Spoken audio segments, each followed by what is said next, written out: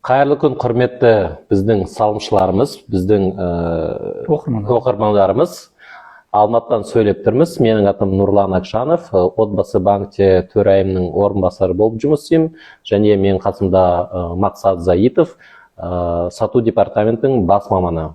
Бүгін біз сізбен жаңадан басталайын деп жатқан Наурыз ипотека туралы осы қазіргі таңда белгілі мәліметпен таныстырамыз. Эфир қазақ және орыс тілде жүргізіледі. Добрый день, уважаемые наши подписчики, наши вкладчики. Мы начинаем наш традиционный прямой эфир из Алматы, из головного офиса Отбасы банка. Меня зовут Нурлан Акшанов, заместитель председателя правления Отбасы банка. Со мной коллега Мақсат Заитов, директор боласың, менеджер департамента продаж Отбасы банка, главный менеджер. Сегодня мы поговорим о тех условиях программы Наурыз, которые уже известны на сегодняшний день. Не все условия еще известны, программа еще не утверждена, но мы хотим, чтобы вы уже узнали о том, что на сегодняшний день уже четко определено. Подождем, пока у нас... Тағы да қайырлы күн, құрметті біздің сүйікті оқырмандар, құрметті салымшылар. Нұрлан айтып кеткендей, Наурыз бағдарламасының шарттарын айтатын боламыз. Жалпы Нұрлан қалай ойлайсыз, неге Наурыз деп аталды? Наурыз деген аталған себебі, өйткені жуырда Атырау қаласында құрылтай өтті. Сол құрылтайда біздің президентіміз Қасым-Жомарт Кемелұлы Тоқаев бізге тапсырыс берді. Жаңа ипотекалық бағдарлама керек деген. Сол Наурыздың бір күнінде, 14 Наурыз көрісі күнде айтылды ғой деймін. Сондықтан осы бағдарлама Наурыз деп аталады. Бірақ осы жылда бағдарламаның өтініш қабылдау бастауы 1 мамырда басталады, бірақ келесі жылда уже 1 наурызда басталады деп ойлаймыз. Сондықтан Наурыз ипотека жыл сайын Қазақстанда жарияланады. Керемет. Келесі Наурызды өз баспанаңызда күтіңіздер, қарсы алыңыздар деп тілектейміз. Да, мы решили программу назвать Наурыз, потому что президент Казахстана на национальном Курултае, который прошел в Атырау 14 марта, объявил о необходимости создания новой ипотечной программы. В этом году она стартует 1 мая, прием заявок, первый рабочий день после майских праздников, назовем это так, да? Но в следующие годы мы будем открывать прием заявок 1 марта. Наурыз — это праздник обновления, праздник весны, и покупка жилья – это и есть настоящее обновление жизни. Итак, сонымен бастайық.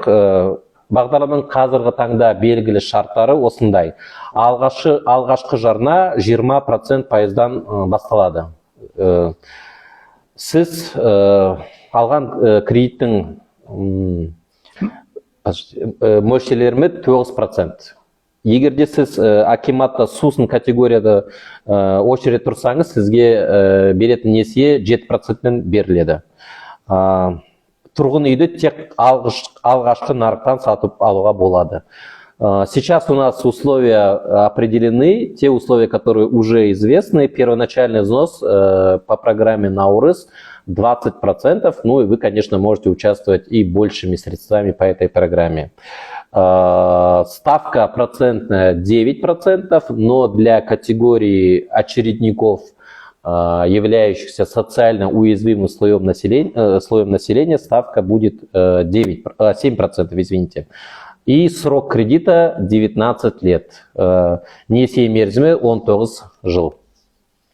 Мақсат, бұл бағдарлама кімдер қатыса алады? Бұл бағдарламаға бірінші айта кетейік, барлық біздің салымшылар, барлық жастар, ересектерді бәрі қатыса алады. Жаңа Нұрлан айтып кеткендей, егер сіз әкімшіліктің пәтер кезегінде тұрған болсаңыздар, онда сіздерге басымдылық береді. Яғни сіздер несиені 9% емес, 7% алатын боласыздар. Яғни бұл басы көрсеткіш есептейміз, Тағы да айта кетейін, жұмыс істейтін жастар, жас отбасылар, тұрғын үй төлемдерін алушылары, әскер қызметшілер, арнайы қызмет және тағы басқалар қатыса алады. Егер де сізде жұмыс болса, егер де сіздің жасыңыз 18-ге толса және 63-ге келмесе, сіз қатыса аласыз. Тағы бір отау бағдарламаны біз 1 наурызда бастадық. Қазір өтініш қабылдау жалғастыру етеді. Уже қазір 15 мың өтінішіміз бар. Бірақ бір айырмашылығы бар. Наурыз ипотекасы мен отау ипотекасы. Қандай мақсат? Айтып жіберші. Бұл жерде ең басымдылық, егер сіз пәтер кезегінде тұрған болсаңыздар, онда сізге 7% жеңілдік береді. Жоқ, тағы да бір айырмашылық бар, өте важный. Бұл жерде қараңыздар, біздің кейбір салымшылар мынандай шағым айтқан болатын.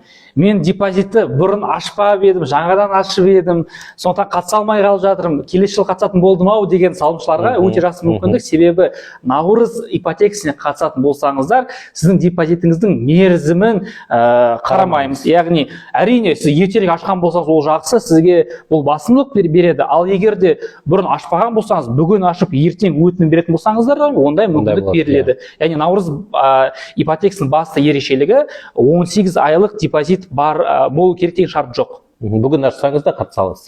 Бүгін ашсаңыз да ол бағдарламаға қатысуыңызға болады. Да, вот классное отличие ипотеки Наурыз от ипотеки Отау. Мы услышали много просьб наших казахстанцев, которые еще не являются, к сожалению, вкладчиками Отбасы банка, что они не могут участвовать в программе Отау по причине отсутствия 18-месячного депозита. Так вот, в программе Наурыз вы можете участвовать с депозитом любого срока. Это может быть депозит открытый сегодня, и вы уже сегодня же можете подать заявку на ипотеку Наурыз, в отличие от ипотеки Отау. Сонымен бірге сол депозитта ақша болу керек, 1 миллион тенге болу керек. То есть условие о том, что на счете, на депозите в Отбасы банке должен быть 1 миллион тенге, остается. Шотыңызға 1 миллион теңгені салып, бірден өтінім берсеңіздер де болады. Одан кейін мына жерде тағы да бір шарт бар, өздеріңіз білесіздер, соңғы 5 жылда атыңызда үй болмау керек. Сіздің және отбасы мүшелерінің. Яғни, егер мен өтінім беретін болсам, менің атымда 5 жыл бойы үй болмау керек, менің келіншегім атында және менің балаларым атында соңғы 5 жылда жылжымайтын мүлік тіркелмеген болу керек. Осындай шарт бар. Ал ата-ананың атында үй болса да, жаңағы жылжымайтын мүлік болса, ондай шектеулер қойылмайды. Осыны ескеріңіздер. Өтінішті қалай қабылдаймыз, Мақсат? Өтініштер барлығы онлайн форматта otbasabank.kz, яғни біздің баспана маркет порталында онлайн түрде қабылданатын болады. Жоспар бойынша мамырдың басынан бастап біздер ол бағдарламаға қатысуға өтінімдер қабылдайтын боламыз. Да, заявки мы принимать будем опять на портале Баспана Маркет. Стартуем в начале мая. Еще одно условие, повторю на русском языке то, что Максат сказал на казахском. На протяжении 5 лет у вас не должно быть на праве собственности недвижимости, любой недвижимости и никаких сделок с недвижимостью. А также этой недвижимости не должно быть у вашей супруги, супруга или несовершеннолетних детей. Такое условие сохраняется. Это сделано прежде всего для того, чтобы программа помогла тем, у кого никогда не было своего жилья и у кого этот квартирный вопрос, можно сказать, горит. За период приема заявок по программе Отау мы проверили, что наш портал работает хорошо, заявки принимаются, никаких сбоев в программе нету, нет никаких авралов, потому что мы максимально растянули срок приема заявок, и такого же принципа мы будем придерживаться при приеме заявок на программу Наурыз. Не будет такого ажиотажа, как в одной известной программе, когда за 5 минут расходится весь лимит. Такого лимита не будет. Ал Мақсат, сол өтініштерді қабылдадық, сосын не істейміз? яғни өтініштер қабылданады, одан кейін сіздің балдық көрсеткіштеріңіз бойынша есептеу жүргізілетін болады. Яғни сіздің депозиттің мерзімі есептеледі, шотыңызда қанша ақша бар, яғни ақшаңыздың сыйақысы, именно вознаграждение дейміз, осы сыйақысының көлемі, және де отбасы құрамы, балалардың саны, оның барлығы ескерілетін болады. Олар туралы толығырақ ақпаратты бөлек пост жасаймыз, бөлек видео материал болады. Сондықтан біздің парақшаны алыстамаңыздар және жазылуды ұмытпаңыздар. Да. Несмотря на то, что на программу выделено очень много денег, 300 миллиардов тенге, мы понимаем, что количество желающих может быть очень большим, учитывая, что и требование по сроку депозита теперь не будет критичным. Поэтому в любом случае мы сохраним принцип ранжирования заявок, то есть приоритизации ваших заявок. После того, как мы закончим прием заявок, мы приступим к ранжированию всех ваших заявок, чтобы определить окончательный список лиц, которые смогут уже оформить кредит. Мы будем, еще это точно не определено, но мы думаем, что мы опять будем обращать внимание на состав семьи, на наличие детей и на вознаграждение по депозиту, но не на срок депозита. Сонымен сұрақтар бар ма? Иә, сұрақтар өте көп. Оның көп бөлігі қандай үйді аламыз, қай жақтан аламыз деген сұрақтар келіп жатыр. Жауап бер. Үйлерді бізде алғашқы нарықтан алынады. Қазір әлі белгілі емес. Біз айтқан нақтысы әлі белгілі емес. Предварительно айтып жатырмыз қазір, да. Алдын ала ақпаратқа сай, әлі бекітілмеген, бірақ біз ұсыныстарымызды беріп жатырмыз. Әзірге белгілі ақпаратқа сай, алғашқы нарықта ғана Алматыда, Астанада және барлық облыстық центрлар тек қана алғашқы нарықта ол уже нақты шешілген шарттар деп айтуға болады. Ал Алматыдан шықсақ Қаскелен, Тұздыбастау, Павлодар облысында Ертіс ауданында, Екібастұзда қандай үй алуға болады? Ол жерде де әзірге нақты бекітіп айта алмаймыз, себебі ұсыныстар беріп жатырмыз. Ал алғашқы ақпаратқа сай қалаларда, яғни облыс орталықтарында алғашқы нарықтан үйлерді алатын боламыз. Да. Сол үйлерді қайда қарауға болады? Яғни бұл үйлердің барлығын біздер баспана маркет порталынан қарайтын боламыз. Барлық жаңағы жүйеге жүктелген нысандардың барлығы тексерісте өтеді. Біріншіден ол құжаттары дұрыс па, дұрыс емес па, уақытында салына ма, және ең бастысы бағаны реттеу бағытында жасалған дүние. Яғни мындай бір түсінік бар ғой, жаңа бағдарлама басталса нарықтағы үйлердің бағасы күрт өсіп кетеді дейді. Осы дүниені ұстап тұру үшін біздің Қазақстандағы баспана біздің салымшыларымыз үшін мейлінше қол жетімді болу үшін, бағаны реттеу үшін нақты осы баспана маркет платформасы арқылы жүзеге асырылатын болады. Енді орыс тілінде қайталайын. Какие объекты можно будет приобрести с помощью ипотеки Наурыз? Сейчас точных условий еще нету, программа еще не утверждена, но точно можем сказать, что в Астане, в Алматы, во всех городах областного значения, а также в городе Шымкент, городе республиканского значения, приобрести можно будет только первичное жилье. Что касается населенных пунктов, расположенных за пределами областных центров, районных центров, в селах, моногородах, эти условия пока неизвестны. Все сейчас находится в процессе обсуждения. Следите за нашим аккаунтом в Инстаграме, и мы обязательно сообщим о изменившихся или новых условиях для жителей сел, моногородов и райцентров. Вся недвижимость, которую можно будет приобрести по программе Наурыз, можно будет увидеть на портале Баспана Маркет, как и по программе ОТАУ. Мы провели большой уже анализ и встречи с строительными компаниями и предполагаем, что выбор будет. Тағы да бір сұрақ, Мақсат, жатыр максималдық сомма арқылы не айта аламыз? Енді бұл сомада әзірге нақты біз айта алмаймыз, бірақ та ұсыныс беріп жатырмыз. Себебі отау бойынша міне 18 миллион ғана ондай баға үй алмаймын деген жазып жатыр ғой. Сондай болмас үшін ол сумманы үлкейту бойынша ұсыныстар беріп жатырмыз. Мүмкіндігінше, яғни мейлінше максимал сумма. Алматысына 30 миллион. Отау бойынша 30 миллион, ал облыс орталықтарында 18 миллион. Ал сондықтан Наурыз бағдарламасы бойынша одан да жоғары сумманы сұрап жатырмыз. Егер рұқсат беретін болса, әрине ол туралы тағы да қосымша айтамыз. Ал әзірге айтамыз ба? Үйрюге не деп? жоқ. Ол әзірге нақты айта алмаймыз, но Жақсы жаңалық болса жасырмаймыз, солай айтайық. Міндетті түрде сізге жариялайтын боламыз. По-русски все спрашивают, какая максимальная сумма кредита. В Отау, как вы знаете, 18 для регионов и 30 для Алматы, для Астаны. Люди говорят, что за такие деньги квартиры не найдешь. На самом деле у нас уже есть пул объектов, где квартиры с такими ценами или чуть больше есть. Поэтому всем людям, кто подал на Отау или еще не подал на Отау и думает, просим не волноваться. Выбор, я думаю, что будет. И просим активно подавать. Есть еще до 30 апреля время подать на Отау, но если вы не успели подать на Отау, есть прекрасный шанс подать на Наурыз. По программе Наурыз максимальная сумма кредита еще не определена. Этот вопрос еще на обсуждении, но мы услышали голоса наших клиентов, что, например, для многодетной семьи или для семьи военнослужащего, ну тоже многодетной часто, двухкомнатная квартира за 18 миллионов уже мала, поэтому просят люди увеличить сумму кредита. Сейчас этот вопрос находится на обсуждении. Как только у нас будут хорошие новости или новости, мы вам об этом обязательно в прямом эфире сообщим. Бұл жерде тағы да сұрақтар түсіп жатыр екен. Егер биыл өтінім беріп үлгермесем, келесі жылы бола ма? Қанша уақытта жоспарланған дейді сұрақ. Осы бағдарлама, Отау бағдарлама сияқты 7-8 жылға созылады. Жыл сайын осындай үлкен сома беретін шешім желание.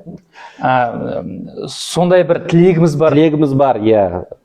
Сонымен қазір де депозит ашсаңыз да келесі жылда қатысуға болады. Наурызға әлде Отауға. Яғни бұндай бағдарламамыз көп болсын деп тілейміз. Әлі де алда жақсы. Әр салымшымыз баспаналы болса деп тілеп отырмыз. Бұл жерде сұрақтарға көшеміз ба?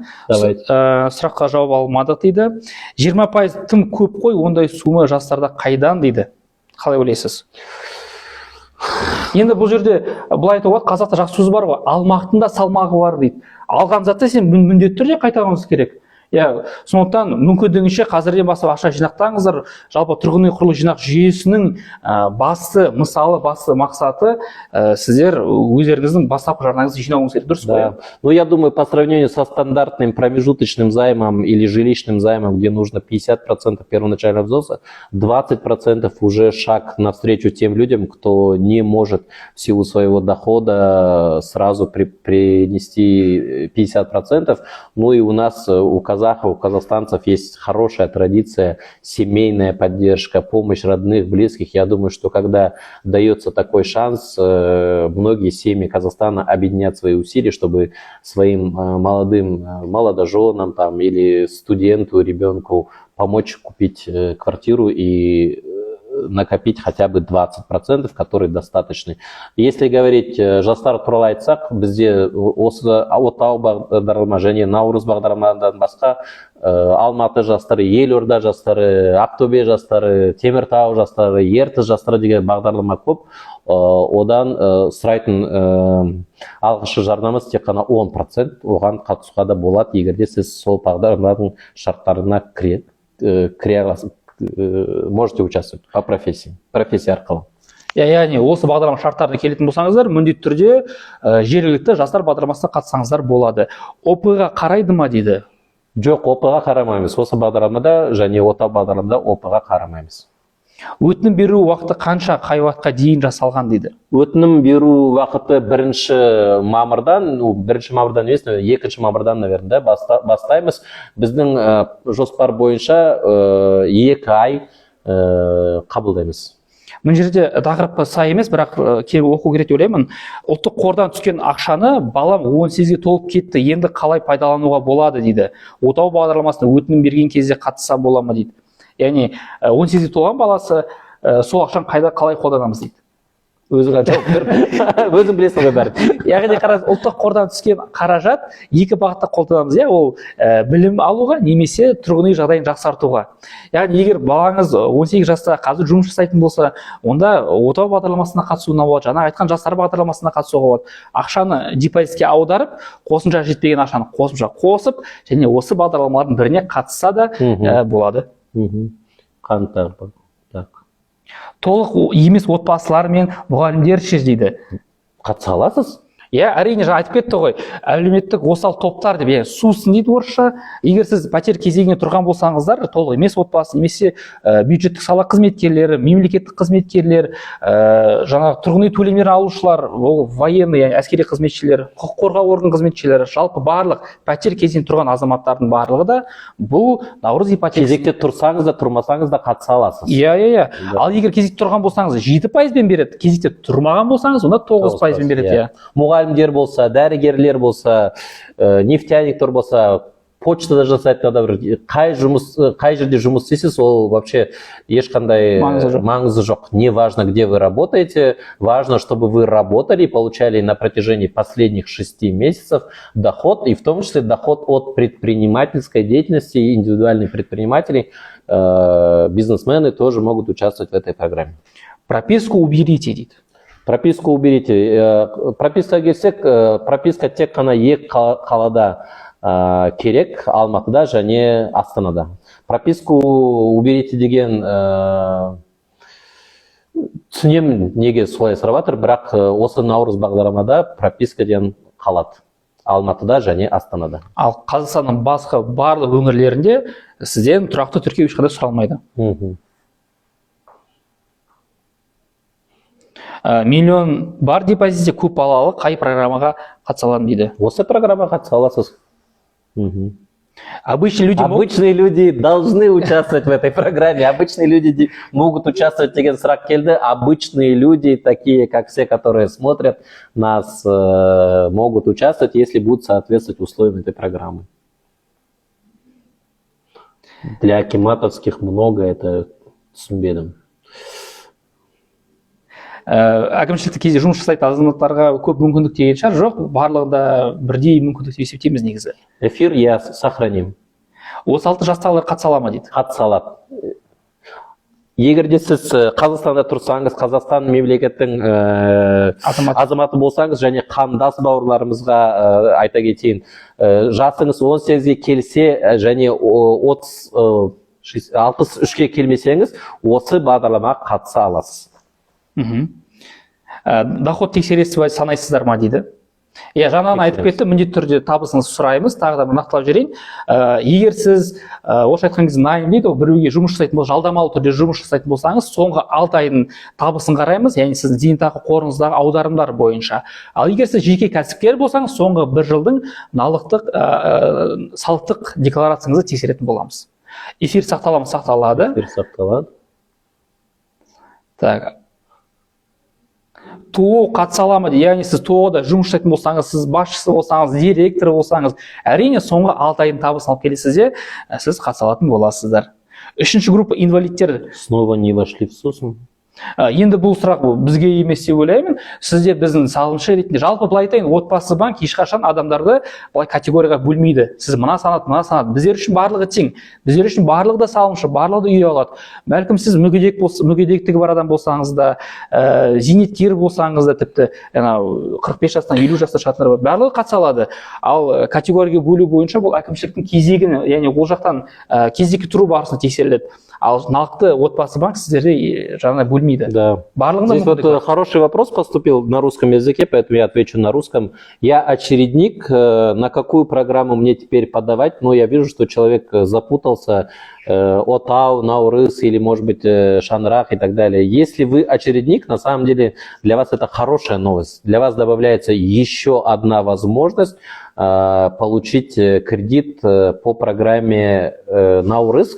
Но если вы относитесь к категории СУСН, то вы можете получить под 7%. Для вас сохраняется возможность участвовать в других государственных программах. Мы их по старинке называем Бақытты отбасы, шаңырақ, но сейчас они называются концепция по улучшению жилищных условий. Сокращенно мы уже так говорим концепция, поэтому вы можете сейчас, не дожидаясь, когда стартует Наурыз, подать на ОТАУ, если вы чувствуете, что вы под 9% можете погашать кредит. Когда в мае выйдет список и вас там не окажется, к сожалению, вы можете тут же подать на Наурыз и надеяться, что получите под 7%. И также в своем городе вы можете следить за всеми конкурсами по кредитному жилью от акиматов, где ставка от 2 до 5% в зависимости от вашей категории. Қазақша айтып жүрсің осыны? Иә, яғни бұл жерде жаңа сұрап жатсыздар, бақытты отбасы бағдарламасы қайда кетті деп. Мінекей қазір ол бізде тұрғын үй дамудың концепциясы деп аталады. Яғни әр өңірде әкімшілік салған үйлерді ғана аласыз. Бұрын мәселен өзіңіз таңдайтын болсаңыздар, қазір таңда өзгерістерге сай 2% бен 5% берілетін үйлер, яғни бұрынғы бақытты отбасы шаңырақ бағдарламалары ғой, қазір әкімшілік салған үйлерден таңдай аласыздар. Ол бағдарламалар бойынша ақпаратты жергілікті Инстаграм парақшалары көрсеңіздер болады, жаңағы баспана маркет платформасында порталынан көрсеңіздер де болады, және нысандар да сол жерден сатуға шығарылатын болады. Так, қомақты қаражат деді, иә, жаңа бір сұрақ қойған, программа Наурыз точно будет в следующем году дейді? Точно будет. Наурыз бағдарламасы президент тапсырмасымен басталады, сондықтан келесі жылда да, мен ойымша, тағы да 7-8 жылда точно будет. Квартира через баспану, смотри, я міндетті түрде баспана маркет порталына көрсеңіздер болады. Эфирді міндетті түрде сақтаймыз, сұрақ қойып жатыр бұл жерде. Получается, что от программы ОТАУ отличие Наурыз в чем? Основное отличие – не нужно иметь 18-месячный депозит. Второе отличие – для очередников из категории СУСН ставка будет 7%, а не 9%. Бақытты отбасы шаңырақ ойнатыла ма дейді. Ол туралы ақпаратты сіз мына баспана маркет платформасынан порталынан қарасаңыздар болады. Себебі әр өңірдің әр нысан әртүрлі уақытта салынады. Мәселен, Ақтөбеде бүгін дайын болса, Талдықорғанда немесе Ақтауда ертең дайын болады дегендей, нысанның дайындығы бойынша өтінімдер қабылдана бастайды. Ол туралы ақпаратты біздің сайттан көрсеңіздер болады. Так, вот вопрос интересный. Үй болса алмаймыз ба сонда? Иә, атыңызда соңғы 5 жылда жылжымайтын мүлік болмау керек, егер сіздің атыңызда болса.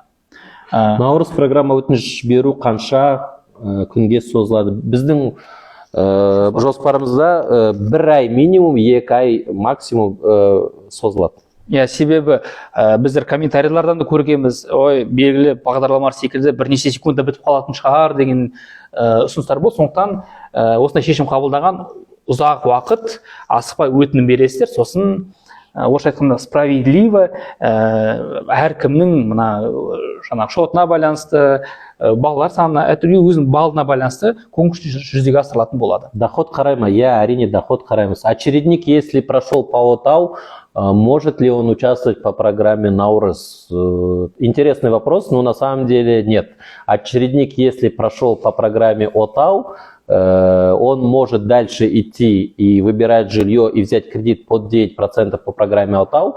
Если он хочет попытать свое счастье по программе Наурыз, он должен аннулировать свою заявку по программе ОТАУ и участвовать в конкурсе на Наурыз. То есть здесь такая дилемма: или синица в руках, или журавль в небе, будете решать сами. Созаемщика можно добавить? Хороший вопрос. Созаемщика, да, можно добавить. Yeah. Если же вашего дохода не хватит, вы можете привлечь до двух созаемщиков. Иә, зайымшылас ретінде кез келген тұлғаны шақыруыңызға болады. Ол міндетті түрде сіздің туысқаныңыз болуы керек те шарт жоқ. Досыңыз, әріптесіңіз. Иә, егер сіздің табысыңыз жетпейтін болса, жаңа созаемщик дейді, орысша айтқан кезде қазақша зайымшылас, 2 адамға дейін шақырсаңыздар болады. Мы не будем отвечать на вопросы, которые были в начале, потому что эфир будет сохранен. Всем предлагаю посмотреть после того, как сохраним эфир. Да. Сертификат туралы сұрақ көп, ол туралы қазір, ол сұраққа қазір жауап бере алмаймыз. иә, сен нақты шешімі болғаннан кейін толық ақпарат беретін боламыз. Егер де сіздің жеріңіз болсаңыз, өкінішке орай сіз осы бағдарламаға қатыса алмайсыз. Себебі бұл да бір жылжымайтын мүлікке саналады. Сонымен бірге тағы да доляңыз болса, парковкада бәрі де өкінішке орай жылжымайтын мүлікке жатады. Историяға қарамайды ма? Кредитная история деп айтсаңыз, иә, кредитная историяны қараймыз. Это всем можно участвовать в этой программе Мируэрт? Да, Мируэрт. Вы тоже можете участвовать, если у вас не было жилья и так далее по всем условиям. Пенсионка, бай, да, ты чё? 6 ай болу керек па деген. 6 ай. Иә, пенсионка 6 ай болу керек. Соңғы 6 айдағы сіздің зейнетақы төлемдеріңіз тексерілетін болады. Можно уточнить результаты ОТАУ, когда выйдут, они выйдут в начале мая. Толық тізім біздің ресми сайтта жарияланатын болады, иә? Бюджетналар қатыса ала ма? Әрине, міндетті түрде бюджет саласында жұмыс істейтін адамдар қатыса алады. А студенты, да, студенты могут участвовать, по-моему, стипендия у нас рассматривается как доход. Если вы где-то подрабатываете, получаете пенсионные накопления, то студентам от 18 лет можно участвовать. Это отличный вопрос, и я желаю вот этому человеку, который задал этот вопрос, принять участие и выиграть. Если 18 лет, но студент, можно ему созаемщика предоставить? Да, можно. Да, почему нет? Для военнослужащих есть какие-то привилегии. Өкінішке орай жыл выплат алатын адамдарға, әскери қызметшілеріне және арнайы қызметтерде істеген адамдарға ешқандай привилегия жоқ. Егер де сіз кезекте тұрмасаңыз, егер де сіз сусын категорияда және кезекте тұрсаңыз және әскери қызметте жұмыс жасап жатсаңыз, сізге 7%-пен несие беріледі. Және сіздің тұрғын үй төлемдеріңіз де табыс ретінде қабылданатын болады. Да, для получателей жилвыплат, конечно, тоже есть выбор или участвовать в программе 6.50 или 8.15, но здесь условия на самом деле не сильно отличаются. 9.20 это не так сильно отличается от 8.15, поэтому здесь, в отличие от программы Аскери Баспана, другие условия, здесь вы можете попытать счастье и понять, если ваших жилищных выплат хватает для того, чтобы платить кредит по программе Наурыз или ОТАУ, почему нет, мы приглашаем всех принять участие. Обязательно счет болу керек па Отбасбанкте? Обязательно счет болу керек, бірақ сол счеттың мерзімі маңызды емес. Да, депозит нужен в Отбасыбанке, но срок депозита не важен. Как мы уже говорили в начале эфира, вы можете сегодня, допустим, 30 апреля открыть депозит, положить туда 1 000 000 тенге и уже 1-2 мая подавать заявку на Наурыз. Это основное отличие от программы ОТАУ. Сондықтан қазірде депозит ашуға болады. Ура, будем участвовать, Индира. Мне нравятся такие позитивные люди, как Индира. Молодец. Отауға да, Наурызға да заявка тастауға бола ма? Отау бағдарламасының өтініш қабылдауы бізде 30 сәуірде аяқталады. Наурыз бағдарламасы бізде 1-2 мамырда басталады. Сондықтан сіз екі бағдарлама қатыса алмайсыз, бірақ егерде сіз отауда өтпесеңіз, сіз Наурыз бағдарламаға қатыса аласыз. Солай ма? Иә, дәл солай. Яғни отаудағы өтінімді жою керек болады, аннулировать, яғни сосын екінші Наурыз бағдарламасына қатысуыңызға болады. Ал бір уақытта екі бағдарламаға тікелей қатыса алмайсыз. Аскери баспана, какие города участвуют, дейді. Все города участвуют. Неважно. Алматы жастары қашан? Үйлер тек черновой вариантта жоқ, үйлер чистовой, предчистовой вариантпен алуға болады. Қазіргі таңда біз көп застройщиктармен переговоры. Сөйлесіп жатырмыз. Барлық қалаларда үй бар, бірақ черновой, чистовой қазір қараймыз.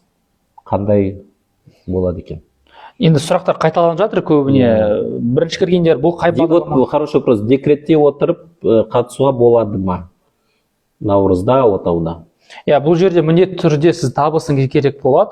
Зайымшы дейміз ғой, өтінім беруші адам міндетті түрде жұмыс жасау керек. Егер сіз декретте отырып, сіз табысыңыз болмаса, онда өкінішке орай қатыса алмайсыз. Ал табысыңыз бар болса, қатысуыңызға болады. Если есть кредит, нужно его обязательно закрыть? Нет. Вы должны смотреть прежде всего на свои возможности. Если ваш доход позволяет вам оплачивать оба кредита, почему нет? Главное, чтобы этот кредит не находился в просрочке. Ну и когда вы придете, после того, как мы сформируем окончательный список участников программы Наурыз, вы придете в наше отделение и будете подтверждать свой доход.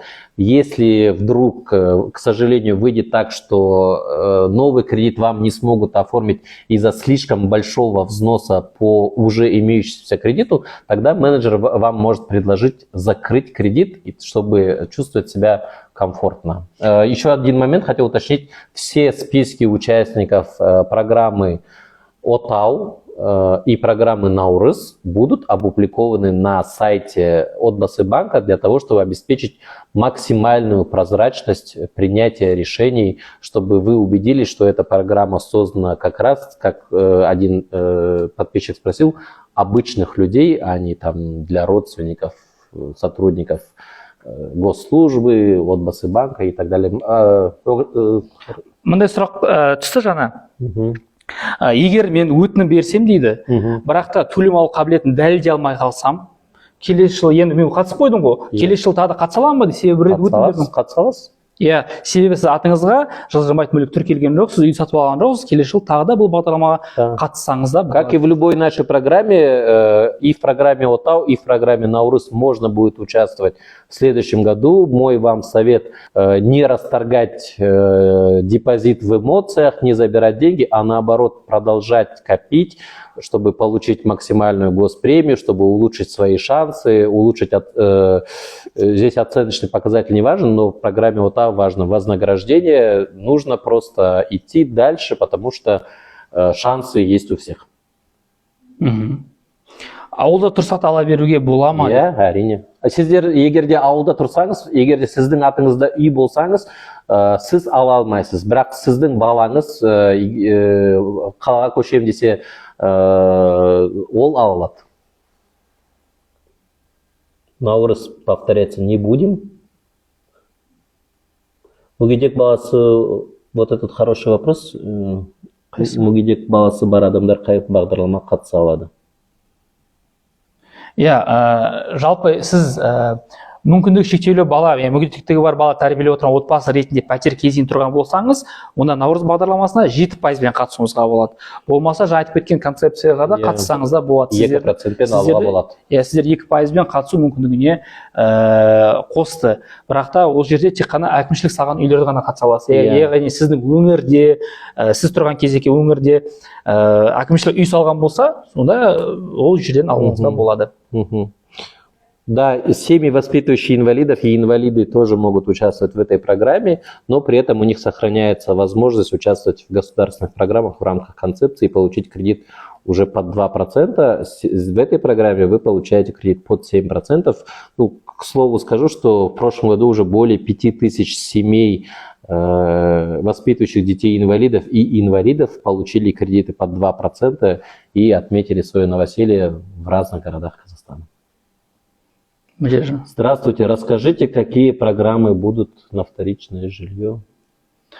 Қайталама нарықта бізде әзірге 50-50 біздің ол тұрғын үй займы, алдын ала аралық займ, яғни 50%-ын саласыз да, ОП-ны жеткізіп аласыз. Немесе 3 жыл асықпай жинап, ең төменгі несиелік үстемемен, яғни 5%-бен оның үстіне төлем алу мүмкіндігіңізді тексермей-ақ 5 подтверждение дохода дейміз ғой, алсаңыздар болады. Да, и тағы айтып кетейін, ОТАУ бағдарламасы бойынша сіз, егер де сіз Алматыда, Астанада, Шымкентте және облыстық центрде үй алмасаңыз, барлық Қазақстанда вторичный рынокта алуға болады. Например, Қаскеленде, Екібастұзда, Ақсайда, Жаңаөзенде и так далее. Мындай сұрақ болды жаңа, зарплата минимальная дейді, яғни табысы ең төмен, минимальный, мен қатыса аламын ба дейді. Иә, әрине қатыса аласыз. Егер сіздің табысыңыз кішкентай болса, бірақ 2 зайымшыласқа дейін шақыру мүмкіндігіңіз бар. привлечь до 200 заявочку можно. Осы бағдарламаға табыстың шектеуі жоқ, иә? Иә. Әр адам қатыса алады. Егер де сіз мұғалім болып істесеңіз де, уборщица болып істесеңіз де қатыса аласыз. Иә, жалақыңыз мықты төмен деп ешкім сізге бұл бағдарламаға қатыстырмай тастамайды. Жалпы көп сұраққа жауап беретін сияқтымыз. 40 минут өтіп кетті. Сонымен құрметті біздің оқырмандарымыз, құрметті біздің салымшыларымыз, тыңдағандарыңыз, спасибо за эфир көргеніңіз үшін. Эфир көргеніңіз үшін көп рахмет. Біз мақсат екеуміз осы наурыз ипотека туралы наурыз ай бітсе де осындай жақсы жаңалық сізге әкелуге өте қуаныштымыз. Оқырмандарымызға айтатынымыз, тек қана оқырман болмай, біздің салымшы болыңыз. Қазіргі таңда наурыз бағдарламаға бастайын деп жатыр. Ол бағдарламада депозиттің мерзіміне қарамаймыз, бірақ депозит керу болу керек. Егер де сіз бүгін ашсаңыз да, миллион теңге салсаңыз, наурыз бағдарламаға қатыса аласыз. Всем вкладчикам и подписчикам большое спасибо за то, что посмотрели наш эфир. Мы переходили с русского на казахский, с казахский на русский, но, думаю, все поняли, это не последний эфир. Все наши областные филиалы будут постоянно проводить эту информационную работу. Обо всех новшествах и новых условиях, уже твердых условиях мы будем постоянно вам сообщать. По реакции наших подписчиков я вижу, что программа уже многим начинает нравиться, подходить. Я желаю всем подписчикам стать не только подписчиками нашего Инстаграма, а вкладчиками нашего банка. Мы убрали требования по сроку вклада, но при этом вклад в любом случае должен быть. Ему может быть 1 день, но на нем должен быть как минимум 1 миллион тенге для участия в программе Наурыз.